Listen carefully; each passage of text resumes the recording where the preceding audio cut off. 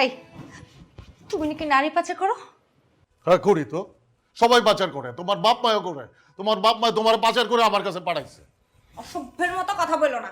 আমার বাবা পাচার করে তোমার কাছে পাঠাইছে মানে কি? আরে আমি বললাম কই, তুমি না বললা আমি নারী পাচারকারী। আমি বলছি? আমি বলিনি, কথাটা বলছে সালমা জাহান। সালমা জাহান বলছে তুমি একজন নারী পাচারকারী। তোমার সাথে যতজনকে আটক করছে সবাই কিন্তু ছাড়া পাইছে, শুধু তুমি পাও নাই, কারণ তোমার বিরুদ্ধে নারী পাচারের অভিযোগ আছে। ওই বেডির ভিতর আমি কুত্তা পাচার করুম। এই কে আসস? তাড়াতাড়ি সালমা জাহানকে খবর দে, আজকে আমি ওর গোষ্ঠী শুদ্ধ পাচার করব। আরে কি শুরু করছো তুমি? আস্তে আস্তে আস্তে কেন, আমি জোরে জোরে পাচার করব। ও তার মানে কি বুঝাইতে চাইছো? তুমি যা সব বলছো সব মিথ্যা? অবশ্যই মিথ্যা কথা বলছে, ঠাডা মিথ্যা কথা, জঘন্য মিথ্যা কথা বলছে। আচ্ছা, তোমার যে একটা জাপানি ফ্রেন্ড যার এই অ্যাপার্টমেন্টে 2টা ফ্ল্যাট আছে, তুমি দেখাশোনা করো, তুমি সেই ফ্ল্যাটটা কাদের কাছে ভাড়া দিছো? আমার যারে ইচ্ছা তার কাছে ভাড়া দেব। দরকার হয় ভাড়া দেব না, তালা দিয়ে রাখবো। দরকার হয় তোমারে নিয়ে গিয়া ঘুমায় থাকবো, তাতে ওই বেডের কি? ওর কাছে কি আমার কই ভোট দিতে হবে? তুমি নাকি ওই ফ্ল্যাটের মধ্যে বিভিন্ন মেয়ে ছেলে, বিভিন্ন বায়ার, তাদের কাছে ভাড়া দাও কয়েক ঘন্টার জন্য। আবার নাকি কেউ যদি রাত্রে মেয়ে নিয়ে ঘুরতে আসে, কয়েক ঘন্টা ফুর্তি করতে আসে, তুমি নাকি তাদেরকেও ভাড়া দাও, তারা সারা রাত ফুর্তি করে সকাল উঠে আবার চলে যায়। সত্যিই ঘটনা? কে কে কে কে বলছে এসব কথা? কে বলছে এটা জানি তোমার কোনো দরকার নেই। ঘটনা সত্যি কিনা মিথ্যা সেটা আমাকে বলো। না, সত্য না।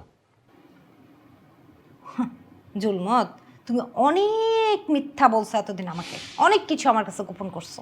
তোমার সব গোমর আমার সামনে এখন ফাঁস হয়ে গেছে। ফালতু কথা বলো না তো। তুমি যাও বাসায় গিয়ে আমার চেক বইটা নিয়ে আসো। আমি ওই মহিলারে ব্ল্যাঙ্ক চেক দিয়ে দেব। তার কত কোটি টাকা বসায় নিতে ইচ্ছা করে, বসায় আমারে মুক্তি দেখছে। সে কি জন্য এটা করতেছে আমি বুঝতেছি না। সে আমার কাছে ঘুষ চাইতেছে। সে কত টাকা ঘুষ চায় তার বসায় নিতে কাও। যাও।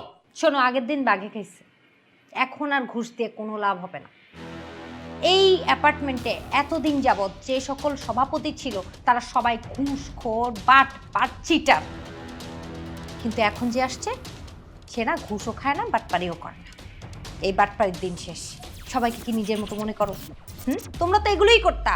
মানুষ তো 2 নাম্বারই করাইছে, তোমাদেরকে ঘুষ হাতে ধরায় দিলে সব ভুলে যাইতা, তাদের পক্ষে কথা বলতা। এগুলোই তো করে এতদিন অ্যাপার্টমেন্টের সভাপতিত্ব করছো, তাই না? কিন্তু এখন আর এগুলো চলবে না। সালমা জাহান কিন্তু ঘুষ খায়।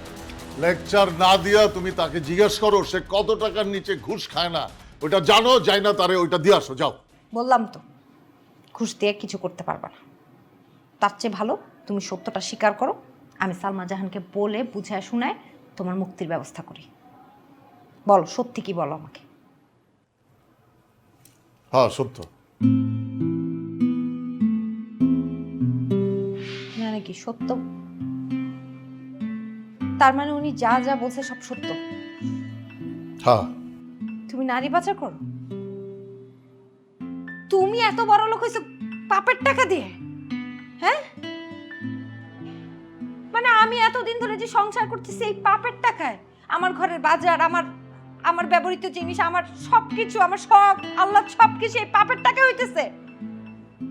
ছি, এই হারাম টাকায় আমি সংসার করতে পারবো না। আমার নিজেকে মেরে ফেলতে ইচ্ছা করতেছে, আমার মরে যেতে ইচ্ছা করতেছে, বুঝছো? কারণ এই হারামের টাকায় আমার সুখ দরকার নাই। কেন করতে গেছিল এগুলো? কেন করলা এগুলো? আমি কি তোমার কাছে এই আরাম চাইছিলাম, এই সুখ চাইছিলাম, এই হারামের টাকার সুখ চাইছিলাম আমি তোমার কাছে? তার চেয়ে ভালো তো তুমি যাও রিক্সা চালাও, দিন মজুর করো, খাইটা নিজের মাথার ঘাম পায়ে ফেলে তুমি আমাকে একটা রুটি এনে বলো যে সারা দিনে ওই একটা রুটি আমাকে খেয়ে থাকতে। আমি পারবো, আমি তার থাকতে পারবো ওই রুটিকে। কিন্তু এই আরামের টাকা আমি আর খাইতে পারবো না।